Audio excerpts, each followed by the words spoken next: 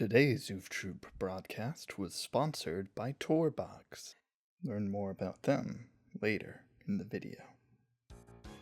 So, here we are. Consider this a lost episode of sorts for the FNAF redesign videos. I still have this footage on my computer and nobody really has a way to look at these drawings, so take this as a little bonus treat. The two Nightmare redesigns I finished before cutting things short. I have very little to say about the redesigns themselves, so I'll ramble for a bit about the idea for them in general, and then I'll talk about these redesign videos as a whole. The philosophy with these was pretty different from the other redesigns. With the previous ones, I aimed to try and make stuff that still felt pretty close to how Scott's designs looked, but with these, I just went completely in my own direction. The nightmares look perfectly fine, really, just not all too interesting in a vacuum. In practice during the FNAF 4 gameplay, though, is where they really shine, and that's good enough. That's kind of a big problem in general with these redesigns. After a certain point, you're not improving so-so designs, but basically trying to remix perfectly good ones. And a lot of requests I got are for characters I think look perfect as is. Like, I don't really know what people want out of a redesign of characters like Withered Bonnie or Scrap Baby. Like, I could probably muster up something for them, but I don't really have a reason to. This series was a very short-sighted idea that came from the Springtrap video blowing up way more than I ever anticipated, and I got burned out almost immediately. I know people like these, but at this point I just really don't like these videos.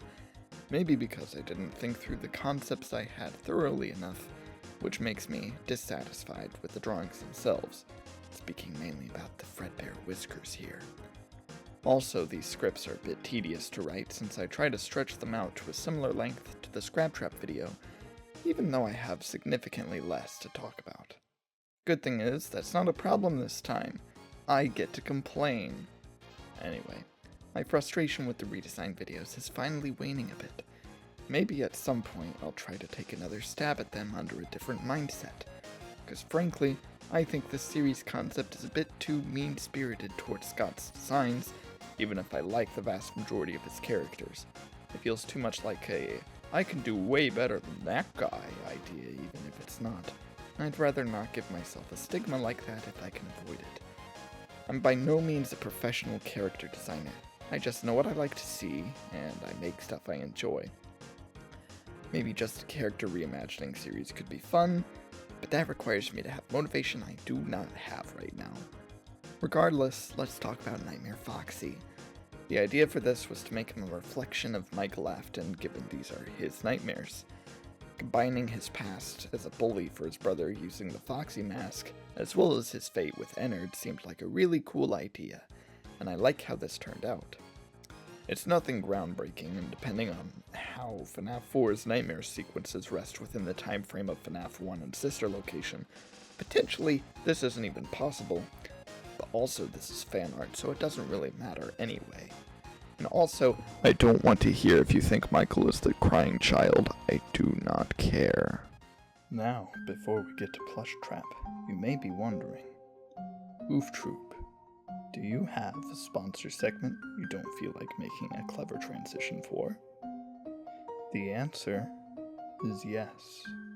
This video was sponsored by Torbox. Torbox is a controller designed for painters, photographers, directors, and content creators. It's a tool that improves your workflow experience and eliminates the need to use keyboard shortcuts via fully customizable button mapping. It is compatible with just about any creative software that you can think of. When I draw, it really helps make my process more intuitive, and it's able to not only do what keyboard shortcuts can with its buttons, but also has a dial, knob, and scroll that can be used for brush size configuration, adjusting slider values, zooming in and out on your canvas, frame by frame stepping, and way more I'm probably forgetting. There's a lot you can do. In addition to its functionality, it's also just really nice and feels good to use. When I'm not doing anything productive, I just like to fiddle with the buttons and dials because it's fun. It's got great build quality all around. If you want to nab yourself a tour box, use my marvelous code, OOFTROOP, to get a $10 discount. I repeat, the code is OOFTROOP, not OOFTRAP. A link to their website is in the description. Huge thanks to Tourbox for sponsoring this video.